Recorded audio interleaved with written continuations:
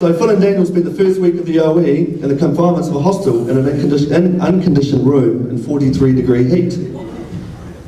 Daniel managed to last 6 months in Australia, while Phil and I lasted over 2 years. In this time, I turned into an alcoholic gambler and gained 20 kg, while Phil continued to be an alcoholic gambler and stayed the same weight. 1999, London was calling. Between 1999 and 2001, Phil, Blair and I learned how to dance. We travelled to many of the dance clubs throughout London. We were so committed to dancing that we'd sometimes dance all night and most of the next day. Sometimes we'd even dance from Friday night through to Sunday morning. And on Sunday nights we'd pop round and see Kerr for a Sunday roast. By 2002, love is in the air, everywhere I look around. Phil and I find future wives. In Phil's eyes, PPP was well and truly past, and a new era had begun. MP had started his reign. MP stood for Mature Phil. This was obviously a name that Phil had conjured up himself.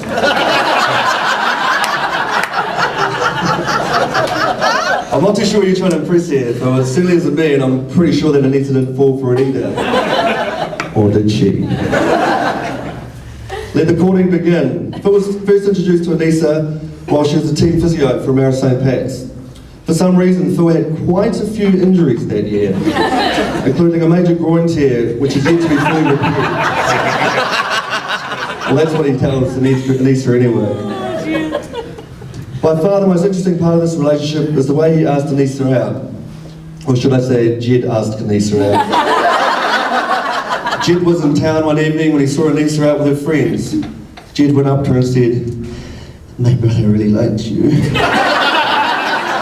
you want to go out with him?" That's pretty gay. Like that one to your kids. "Mummy, how did you and Daddy get together?"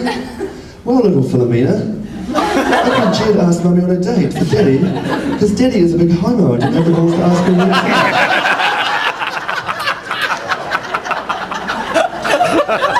Still in 2002.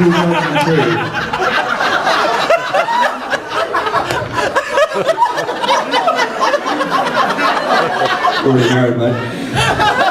You had your chance. It's quite good though, to give my speech.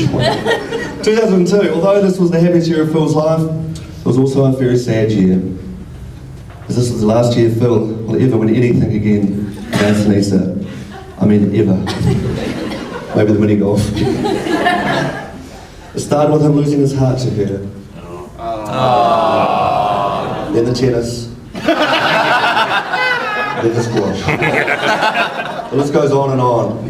Actually, to Phil's defence, there aren't that many people that can actually beat Anisa at squash. I can.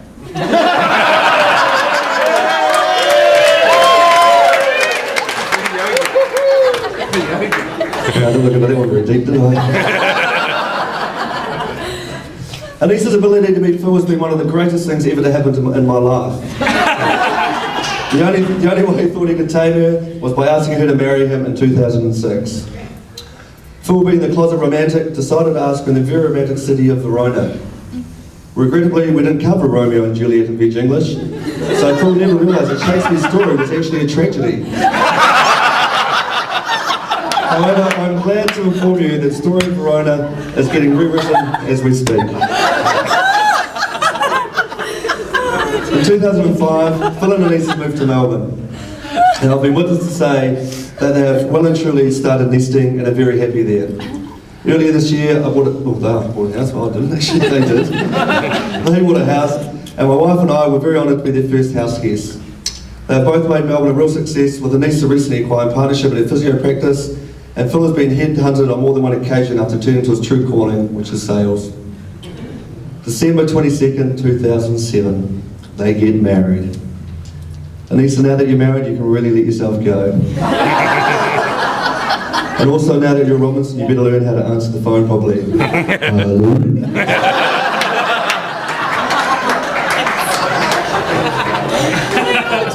I'm absolutely ecstatic that Phil has found a new best friend, just as good looking as his last one. You guys are an amazing couple, and you deserve all the happiness that is coming to you. I'm honoured to call you both really close friends. You are both extremely honest and extremely generous. Phil, you've been the greatest friend to me, and I owe a lot of good times to you. You've lightened up a lot of lives with your sense of humour and your energy for life. And now with Anissa and your family and her infectious smile, you could both bring down a small city. Can everyone please be outstanding to toast Mr. and Mrs. P. Robinson to Phil and Anissa.